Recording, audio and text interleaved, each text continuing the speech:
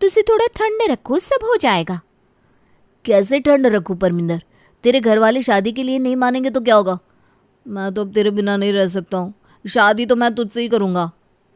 मैं अपनी शादी से ही भाग जावागी अगर मम्मी पापा जी मेरी शादी किसी और से करने को प्रेशर देंगे। फिर मैं तुझसे शादी कर लूँगी, हम लोग जंगल में रहेंगे। तुझे लकड़ी लेकर आना, मैं खाना बनाऊँगी। चिल करो, छोटा सा घर हो, रहे दोनों जहाँ। तुम्हें तो हर वक्त हंसी मजाक ही सूझता है। हंसी तभी तो मैं फंसी ना, वरना तुसी अकेले रहते। अब तुसी सब मुझ पर छोड़ दो और आराम करो, बाकी सब परमिंदर देख लेगी।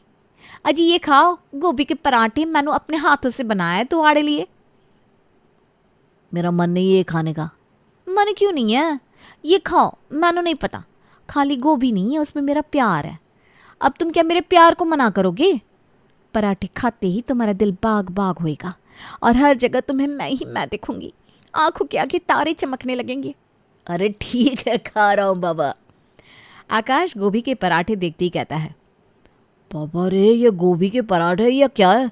इतना घी! अब मुझे समझ में आया कि तुम इतनी मोटी कैसे होती जा रही हो। अरे मेरे चुस्से हुए आम, तुसी इतने पतले हो तभी मेरे मम्मी पापा तुमसे शादी करने के लिए मना करेंगे। मैं तेनू खिला खिला कर मोटा कर दवागी। हाँ, ऐसे ही मेरे घर वाले कहते हैं कि मैं पंजाबियों की तरह लगने लगा हूँ, और अब तुम्हारे खाने के बाद कहेंगे कि मैं पूरा पंजाबी बन गया हूँ। तो की होया, तुसी तो मेरे हो ना, तो पंजाबी कहलवाने में शर्म तेनू। ये सब छोड़ और अपने घर में कैसे बात करनी है ये सोच। मेरी नींद उड़ गई है रातों की। परमिंदर इस बारे में सोच लेती है कि घर में सबको किस तरह मनाना है। वो अपने घर जाती है और अपने पापा से कहती है, पापा जी तुसी मेरी शादी आकाश नाल करवा दो, नहीं तो मैं अपनी जान दे देवागी। आकाश मेरी जिंदगी है। बेटा वो मुंडा तेरे लायक नहीं है, हम तेरे लिए एक चंगा मुंडा खोज के लाएंगे। इसीलिए मैं कवासी कि इस कुड़ी दा ब्याह जल्दी करवा दो, लेकिन तेनू सुनना कवासी। बेबे आप ये कह रही हो? अपने भी तो पापा जी से भाग की शादी की थी, देख लेना अब मैं भी जब भी मैट वाली गीत की तरह घर से भाग जावागी और फिर सब पूरे शहर में मुझे खोजते फिरना। वह जबान निकल गई है तेरे, मैंने ही तेनू सिर पर चढ़ाया हुआ है। पापा जी मैं भी कहा दासी, मैं ब्याह करागी तो बस आकाश नाल ही। परमिंदर वहां से अपने कमरे में चली जाती है और अपने कमरे में जाकर मुस्कुराने लगती है। ये तो ट्रेलर है, मूवी तो अभी बाकी है। रात को मैं जब भागने की एक्टिंग करूंगी तब घर में कहीं चुप जावागी। परमिंदर रात होते ही अपने कमरे से गायब हो जाती है और कमरे में एक पर्ची छोड़ देती है जिसमें लिखा था वो घर छोड़कर जा रही है क्योंकि घर वाले शादी के लिए मान नहीं रहे। जैसे ही उसकी माँ ये पर्ची पढ़ती है उसका दिमाग खराब हो जाता है और वो भागते हुए सबसे कहती है, नाक कट गई, बेटी भाग गई, अब लोगों को मुंह कैसे दिखाएंगे। तेनू तो मैंने दसा था कि उसी मुंडे से इसका ब्याह करवा दे, लेकिन तू सुना तब ना। अब करते कि उसी मुंडे से इसका ब्याह, बस ये कुड़ी मिल जाए और किसी को भी इसके भागने की खबर ना मिले। ये सुनते ही घर में छुपी परमिंदर निकल कर बाहर आती है और कहती है, धप्पा बेबे, तो अब मैं नाकाश नाल ब्याह कर सकती है। मैंने किया, जा किसके नाल करना है कर ले, फिर बाद में हमें कुछ मत कहना। परमिंदर के घर वाले शादी के लिए मान जाते हैं। परमिंदर और आकाश की शादी दोनों रस्म से हिंदू और पंजाबी तरीके से हो जाती है। परमिंदर दिलखुश और हल्के मिजाज की लड़की है जो किसी भी बड़ी सी बड़ी मुसीबत को हल्के में लेती है और उसका असर अपने रोज़मर्रा की ज़िंदगी में पड़ने ही नहीं देती। ससुराल में जाते ही परमिंदर की सास उससे कहती है, बहू तुझे हमारे रस्म और रिवाज तो पता नहीं होगी, तो जैसे जैसे मैं बताती हूँ तू करती जाना। हाँ जी बेबे। बहू तू इस लोटे को लात मारकर अंदर आ। बेबे तुम्हारा बेटा तो मुझे छोटा है, आप उसे लोटा क्यों बोल रही हैं? हर पति नु लात में कैसे मार सकती है? वहाँ खड़ी सभी औरतें हंसने लगती है। सुशीला अपने माथे पर हाथ रखकर कहती है, अरे बहू जमीन पर ये लोटा है ना, उसे लात मारना है। अच्छा तो ऐसा बोलती ना। परमिंदर लोटे को इस तरह लात मारती है जैसे किसी गेंद को मारते हैं। लोटा जाकर खिड़की में लग जाता है और उसका कांच फूट जाता है। लो हो गया, सगुन आते ही धमाका कर दिया। ये तो हम पंजाबियों की शान है, जहाँ जाते हैं वहाँ धमाका हो ही जाता है। परमिंदर ज़ोर ज़ोर से हंसने लगती है और मोहल्ले की सभी औरतें आँख गड़ा गड़ा कर उसे देखने लगती है। तभी सुशीला कहती है, बहू रहने दे, अब कोई रस्म तुझे नहीं करनी, तू ऐसे ही घर में आ जा। फिर कुछ ऐसा करेगी तो बस फिर हो गया। ओहो बेबे, तुसी बिना बेकार में ही टेंशन ले रही हो। अब बताओ तो, मैनू भी लगे ना कि ससुराल में मेरा स्वागत हुआ है। अरे नहीं नहीं मेरी माँ, तू ऐसे ही आ जा। परमिंदर घर में आ जाती है। सुशीला के तोते ही उड़ जाते हैं। वो सोचती है कि उसकी तो किस्मत फूट गई पंजाबी बहू को लाकर। अगले दिन परमिंदर बिल्कुल एक पंजाबी बहू की तरह तैयार हो जाती है और सुशीला और पवन के पैर छूती है। बहू अब तो पंजाबी नहीं है, अब हमारे घर की बहू है। और हमारे यहाँ ना बहू साड़ी पहनती है, ये सूट नहीं। बेबे सूट पहनूं या साड़ी? रहूंगी तो वही ना, क्यों पापा जी? ठीक है, अब जब बेटे की पसंद को अपना लिए हो तो उसे जैसा रहना है रहने दो। इस तरह खुद को बदलना थोड़ा मुश्किल होता है। सही पकड़े पापा जी। ठीक है, तुझे जो पहनना है पहन, लेकिन आज तेरी पहली रसोई है जिसमें तुझे सबके लिए नाश्ता बनाना होगा। नाश्ता? वो तो बेबी 82 मिनट में बना देता। ठीक है मेरी माँ, तू जाकर बना दे। परमिंदर रसोई में जाती है, खाना बनाने में लग जाती है। आज बेबे नो पंजाबी लड़की का खाना खिलावागी, मकई की रोटी ते सरसों दा साग। फिर तो आकाश नु पागल हो जाना है। परमिंदर नाश्ता बनाकर सबको परोसती है। इतना भारी नाश्ता देखकर सब एक दूसरे का मुंह देखने लगते हैं। अब समझ में आ रहा है कि बहू इतनी दुबली कैसे है। वही ना पापा जी, शादी के चक्कर में ना और दुबली हो गई हूँ मैं पापा जी। अब सोच रही हूँ कि कैसे अपना वजन बढ़ाऊं। बहू तुझे अब और वजन बढ़ाना है? अब क्या कमरे में फंसने का इरादा है? सब हंसने लगते हैं। बहू हम ना इतना हैवी खाना नहीं खा सकते, तू इतना हैवी खाना मत बनाया कर। बेबी तुसी खा के तो देखो, आकाश नु तो बहुत पसंद है, वो तो हमेशा ही मेरे साथ खाया करता था। अब खा लो सब जो बहू ने बनाया है, ज़्यादा नीम नेक मत निकालो। बहू खाना बहुत अच्छा बना है, बस थोड़ा सा नमक कम है। लाती हूँ पापा जी। परमिंदर नमक लेकर आती है। पापा जी कहाँ पा दूँ, यहाँ पा दूँ या वहाँ पा दूँ? क्यों? सुशीला और पवन का मुंह बन जाता है। वो एक दूसरे का मुंह देखने लगते हैं। क्या यहाँ पा दूँ वहाँ पा दूँ? ससुर के सामने ये कहते तुझे शर्म नहीं आती? ये कोई पूछने वाली बात है? जा बाहर जाकर पाद। खाने के वक्त ये सब मत बोला कर बहू। नमक तो लाया नहीं गया और कहाँ पा दूँ यहाँ पा दूँ। आकाश अपने माथे पर हाथ रख लेता है। परमिंदर मुंह बनाने लगती है। मम्मी वो ये पूछ रही है कि कहाँ परोसूं, थाली में या बाहर किसी बर्तन में? क्या दिमाग तो ठीक है ना तेरा? या मक्की की रोटी और सरसों दा साग खाकर तू पगला गया है? अरे मम्मी पंजाबी में ऐसे ही बोलते हैं। सुशीला आकाश को एक थप्पड़ मारते हुए कहती है। जा और ला पंजाबन, इधर पादू उधर पादू करती रहेगी अब। पवन और परमिंदर मुंह दबाकर हंसने लगते हैं। नाश्ता करके पवन और आकाश दुकान चले जाते हैं और सुशीला अपने कमरे में जाते ही वो देखती है कि उसका एसी काम नहीं कर रहा। बहू मेरे कमरे की एसी खराब हो गई है, तो आकाश को फ़ोन कर, मैं तो बिना एसी के 1 मिनट भी नहीं रह सकती। लेकिन बेबे 1 मिनट तो कब का हो गया, आप कैसे खड़ी है बिना एसी के? हे भगवान कैसे उठा लाया है, तो आकाश को फ़ोन लगाना। बेबे आकाश कोई एसी बनाने वाला आदमी है क्या जो तुसी उन्हें फ़ोन करने को कह रही? अरे मेरी माँ तू उसको फ़ोन कर, वो खुद एसी वाले को घर भेज देगा। सब चीज़ में तुझे मजाक सूझता है। मैं हार्ट पेशेंट हूँ, कहीं मर ना जाऊँ।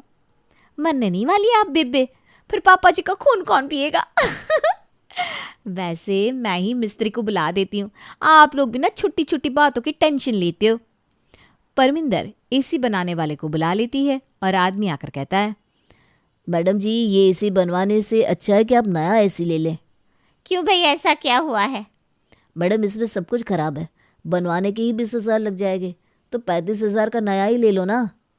हाँ जी भैया आप ठीक बोल रहे हो, आप जाओ हम नया ही ले लेंगे। क्या नया ले लेंगे? अभी शादी में इतना खर्चा हुआ है, अभी कहाँ से आएगा इतना पैसा? बेबे ठंड रखो, दोपहर में आकाश को आने दो। परमिंदर आराम से चील होकर अपने कमरे में एसी में बैठ जाती है और यहाँ सुशीला गर्मी से अकबकाती रहती है। दोपहर में छोले भटूरे बनाती हूँ। आहा नाम से ही मुंह में पानी आ गया। परमिंदर छोले भटूरे बना लेती है और फिर वो आकाश को फ़ोन करके कहती है, तुसी आए नहीं, आ जाओ ना, मैंने तुम्हारी पसंद के खाना बनाया है, जल्दी आओ ना। आ रहा हूँ मेरी बिल्लो। आकाश और पवन दुकान से आते हैं। घर आते ही वो देखते हैं कि सुशीला हाय हाय कर रही है। उसको इस तरह देखकर आकाश पूछता है, मम्मी क्या हो गया? बेटा मेरे कमरे का एसी खराब हो गया है, तो एसी ला कर दे मुझे अभी। तेरी बीवी ने तो एसी वाले को भी भगा दिया। मम्मी मैं रात को लेकर आऊँगा एसी। बेबी अब तो बारिश शुरू हो जाएगी, एसी की क्या ज़रूरत है, हॉल में तो एसी है ही, आप यहीं सो जाना। वैसे भी इतने सालों से पापा जी कमरे में सोए ही नहीं है, सारा जगह आप जो छेंक लेती हो। ये बात बहू ने सही कही। अभी पैसे मत लगा बेटा, झाड़े में एसी सस्ता मिलेगा तब ले लेंगे। पवन हंसने लगता है। बहू हंसी मजाक अपनी जगह पर, हर टाइम अच्छा नहीं लगता ये सब। आकाश ये तो है, बहू के आने से घर में रौनक तो आ गई है। तुम तो कहोगे ही ना। खाना लगा दे बहू। बेबी कहाँ पा दूँ, जमीन पर या डाइनिंग टेबल पर? अरे मेरे माथे पर पाद दे, डिनर टेबल पर ही सब खाते हैं, उसमें क्या पूछना है, और बार बार ना ये पादा पादी मत किया कर। परमिंदर खाना लगाती है और खाने में छोले भटूरे देखकर सुशीला कहती है, बहू तू मुझे मारना चाहती है क्या? बेबी मरना तो सबको एक दिन है ही, क्यों पापा जी, तो क्यों ना खा कर मरे। हाँ हम पंजाबी ना खा पी कर मस्त रहते हैं। वो तो है बेटा जी। बहू मुझे हार्ट अटैक की प्रॉब्लम है, तू चाहती है कि मैं इतना तेल खाकर मर जाऊं और तू इस घर पर राज करे। बेबे मुझे इस घर पर नहीं, आकाश पर राज करना है। आकाश और पवन जोर जोर से हंसने लगते हैं। परमिंदर तुम मम्मी के लिए इतना ऑयली खाना मत बनाया करो। तभी पड़ोस की एक औरत की रोने की जोर जोर की आवाज़ आने लगती है। सुशीला बाहर जाकर देखती है और पड़ोसन को घर में ले आती है। बहन क्या हुआ, इतना क्यों रो रही हो? क्या करूँ सुशीला, मेरी बहू भाग गई है, पूरी इज्जत डुबा दी, मैं किसी को मुंह दिखाने लायक नहीं रही। आंटी जी बहू के भागने से आपके मुंह को क्या हुआ, ठीक तो लग रहा है, फिर आप मुंह क्यों नहीं दिखा सकती? सुशीला आकाश को आंख दिखाकर कहती है, बहू को अंदर ले जा, पंजाबन लाने का शौक था ना तुझे, किसी का दुख सुख नजर ही नहीं आता इसे। एक मिनट बेबे, आंटी जी तुसी मुंह क्यों नहीं दिखा सकते है किसी को? रोते हुए भी तुम्हारा मुंह कितना चमक रहा है, जैसे समंदर से मोती निकले हो। सच क्या बहू? अरे 100% सच, भगवान झूठ न बुलवाए आंटी जी। सुशीला, भगवान ऐसी पंजाबन बहू मुझे दे देती, कहाँ उस करमजली को मेरे मत्थे मर दिया। आंटी तुसी बेटी का दूसरा ब्याह करवा दो, मैं ढूंढ दागी पंजाबन कुड़ी तुआड़े पुत्र नाल। भगवान सबको तेरे जैसी बहू दे। पड़ोसन रोना बंद करके सबके साथ खाना खाने लगती है। इसी तरह दिन बीतने लगते हैं।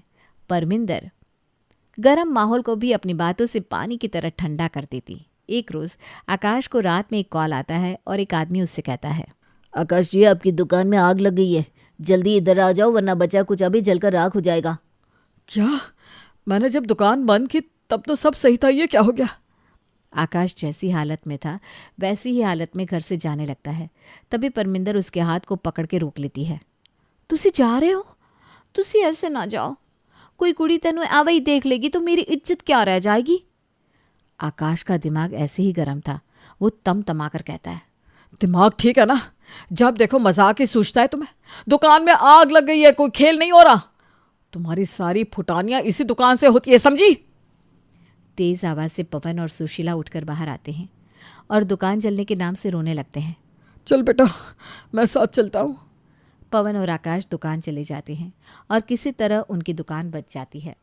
आग बाहर ही लगकर रह जाती है। दोनों बाप बेटे चैन की सांस लेते हैं। पापा आज सब बच गया, वरना हमारा क्या होता, हम तो रोड पर ही आ जाते। अब चल बेटा, भगवान ने बचा लिया हमें। पवन और आकाश घर आते हैं। परमिंदर आते ही कहती है, मैंने तो कहा था ठंडा रखो, कुछ नहीं होगा, तुसी मेरी सुनते कहाँ हो? चुप रहोगी तुम? जा देखो चपड़ चपड़।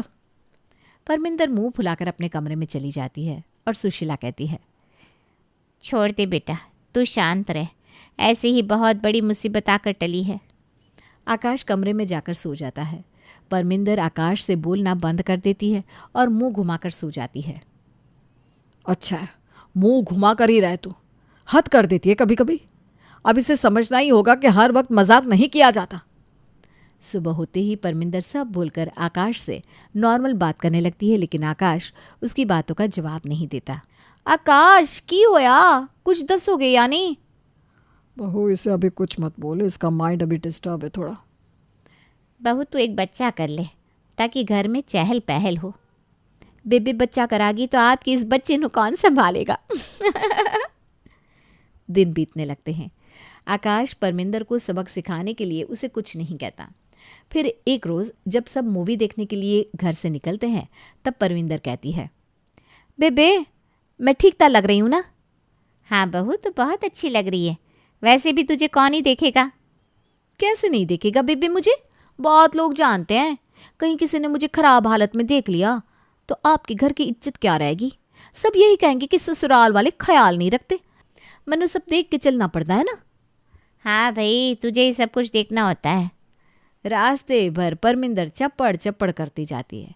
हॉल के बाहर जैसे ही परमिंदर गाड़ी से उतरने लगती है उसका पैर पत्थर से टकरा जाता है और वो धड़ाम से ज़मीन पर गिर जाती है। हाय रब्बा, आज ही नए कपड़े पाए थे मैंने, अब मूवी कैसे जाऊंगी मैं? बेबे मेरा मेकअप तो खराब नहीं हो गया ना? आकाश और बाकी लोग हंसने लगते हैं। ये लड़की कभी नहीं सुधरेगी, अब उठो भी या जमीन पर ही बैठी रहोगी? ये फिक्र नहीं है कि चोट लगी होगी, लेकिन अपने मेकअप और कपड़े की पड़ी है। की करा, उठा ही नहीं जा रहा। आकाश उसे उठाता है तो पता चलता है कि उसका पैर फ्रैक्चर हो गया है। और एक सेल्फी तो ले लो टूटे पैर के साथ। अरे बहू चल अभी डॉक्टर के पास। बेबे आप और पापा जी मूवी देखो, मैं आकाश नाल चली जावागी। आप दोनों तो एंजॉय करो, मैं ठीक हूँ। परमिंदर आकाश के साथ डॉक्टर के पास चली जाती है। सुशीला और पवन मूवी देखने चले जाते हैं। प्लास्टर करवाकर जब परमिंदर घर आती है तो आकाश रोते हुए कहता है, मुझे माफ़ कर दो मेरी पिल्लो, मैंने तुम पर गुस्सा किया। जो लड़की खुद की ऐसी हालत में भी हंस रही है, मैंने सोचा तुम जानबूझकर ये सब करती हो, लेकिन अब मुझे समझ में आया कि ये तो मेरी बिल्लो का नेचर है जो नहीं बदलेगा। वैसे भी नेचर और सिग्नेचर ना कभी नहीं बदलते। इतने में सुशीला और पवन भी घर आ जाते हैं। हमारी पंजाबन शेरनी है, शेरनी जो लाखों में एक है। अब सब परमिंदर के साथ साथ उसके नेचर को पूरे दिल से अपना लेते हैं और हर सिचुएशन को हंसते हुए झेलने लगते हैं।